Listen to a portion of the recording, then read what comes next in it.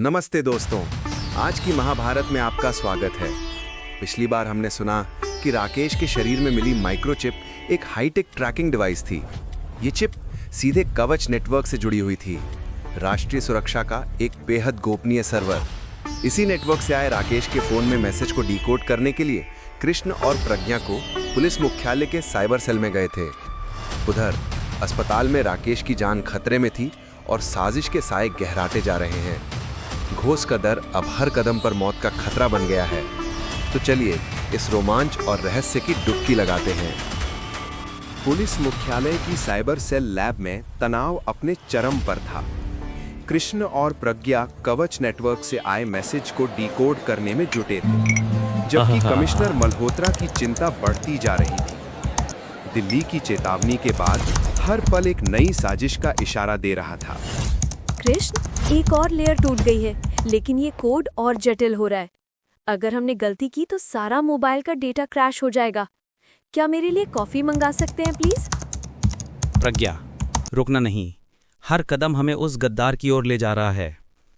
Commissioner Shinde की report का इंतजार है, लेकिन मेरा दिल कह रहा है कि वो हमें गुमराह कर रहा है। और कमिश्नर, ये कवच नेटवर्क से कौन मैसेज कर सकता है? सर, डीजीपी सर, आप यहाँ?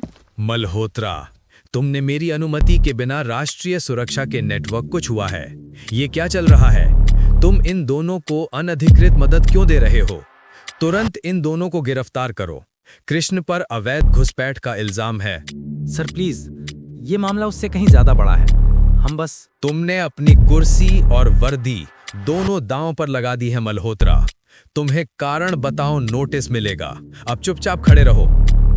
डीजीपी सर, आप जानते हैं कि ये गिरफ्तारी साजिश का हिस्सा है, सच दबाने के लिए किया गया एक और कदम।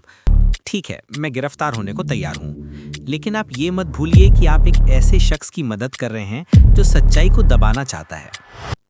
पकड़ो इन्हें, दोनों को तुरंत हथकड़ी लगाओ या दोनों को तुरंत बाहर ले जाओ। कृष्ण, ये क्या हुआ? तुमने तो कहा था कि तुम हमें इस मुसीबत से निकाल लोगे, पर ये तो और भी बड़ी प्रॉब्लम हो गई। मेरी पूरी जिंदगी, सारा डेटा।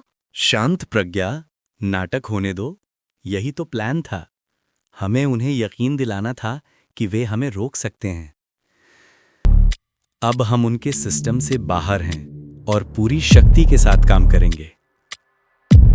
इस बीच अस्पताल का वार्ड एक नई साजिश का गवाह बनने वाला था। राकेश की जान खतरे में थी, लेकिन साजिश ने एक नया मोड़ ले लिया। रवि चुपके से नेहा और अर्जुन से छिपकर राकेश के कमरे के अंदर घुस जाता है। राकेश के पास आकर गुस्से में फुसफुसाता है, तुम ही थे जिसने अनन्या को मारा। तुम सबूत मिटा रहे थे, तुम्हें भी नहीं बचोगे। रवि मशीन की एक ट्यूब खींचने की कोशिश करता है। डॉक्टर और एक नर्स मिलकर रवि को रोकते हैं। बाहर खड़े नेहा और अर्जुन तेजी से अंदर आते हैं। रवि, तुम क्या कर रहे हो? क्या तुम पागल हो गए हो? क्या तुम सबूत मिटा रहे थे? क्या तुम ही घोस्ट हो? मैं घोस्ट नहीं हूँ, मैं तो बस अनन्या का बदला ले रहा था। मुझे पता चला कि राकेश ही शैडो टेक के लिए सबूत मिटा रहा था। इसी ने अनन्या को मरने दिया। मुझे फंसाया गया है अर्जुन, मुझे नहीं पता मैं क्या करूं। आप लोग तुरंत बाहर निकलिए, इनकी जान खतरे में है और आप ड्रामा कर रहे हैं। डॉक्टर और नर्स राकेश को बचाने में जुट जाते हैं। अर्जुन, नेहा और रवि को बाहर धकेल दिया जाता है। अगर तुम बेकसूर हो तो तुम राकेश को क्यों मारने की कोशिश कर रहे थे? क्योंकि पुलिस उसे बचा रही थी। मुझे अब किसी पर भरोसा नहीं। मैं ही घोस्ट को ढूंढूंगा।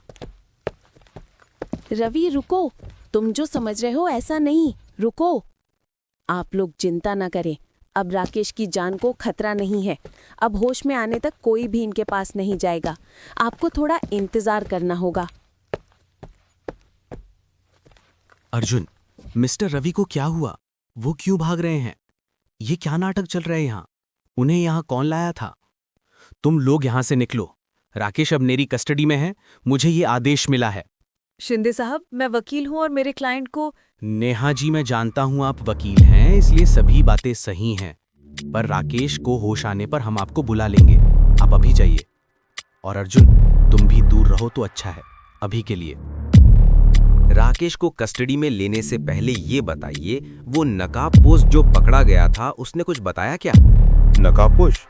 वो बोल नहीं रहा, बस मुंह बिगाड़ रहा है, जैसे कोई गूंगा हो। पर सुनो, डीजीपी के आदेश से कृष्ण और प्रज्ञा को गिरफ्तार कर लिया गया है। इसीलिए ही तुम्हें बता रहा हूं, अब तुम लोग सचेत रहना। ये मामला अब बहुत ज्यादा मुश्किल होता जा रहा है। गिरफ्तार? कृष्णा, प्रज्ञा, उन्हें सच में गिरफ्तार कर लिया गया? ये नहीं हो सकता। मैं कृष्णन को फोन लगाता हूं। नहीं लग रहा, फोन स्विच ऑफ है। शिंदे सही कह रहा है। तो क्या हम यहाँ खड़े रहेंगे? हमें चलना चाहिए। उन्होंने बताया कहाँ ले गए? Cyber crime headquarters. चलो, हमें उनसे मिलना होगा। अर्जुन और नेहा तेजी से साइबर क्राइम हेडक्वार्टर पहुंचते हैं। वे सीधे कमिश्नर मल्होत्रा के ऑफिस की ओर बढ़ते हैं। रुकिए, आपको अंदर जाने की अनुमति नहीं है। हमें कमिश्नर मल्होत्रा से मिलना है। कमिश्नर साहब अभी किसी से नहीं मिल सकते, वो अभी एक इम्पोर्टेंट मीटिंग में हैं। मैं नेहा हूँ, कानूनी सलाहकार, लीगल काउंसिल। मैं अपनी क्लाइंट से मिल सकती हूँ। ये मेरा कानूनी अधिकार है, कोई भी मुझे नहीं रोक सकता। वो किसी मसले में, इस बारे में सिर्फ कमिश्नर साहब ही बता सकते हैं। रुको, मैं पूछ कर आता हूँ। कमिश्नर सर, मैं सिर्फ 5 मिनट चाहती हूँ। अगर आपने मुझे रोका तो ये गैर कानूनी हिरासत माना जाएगा। मैं इसको कोर्ट में चैलेंज कर सकती हूँ। ठीक है, 5 मिनट। और अर्जुन, तुम यहीं रुको। नहीं, अर्जुन मेरा सहायक है, वो मेरे साथ रहेगा। कमिश्नर मल्होत्रा अनिच्छा से सिर हिलाते हैं। वे दोनों अंदर जाते हैं। कृष्ण और प्रज्ञा एक छोटे से कमरे में बैठे हैं। उनके सामने चाय रखी है, पर वे बेचैन दिख रहे हैं। कमरे में एक सादी वर्दी वाला पुलिसकर्मी निगरानी कर रहा है। कृष्ण, ये सब क्या है?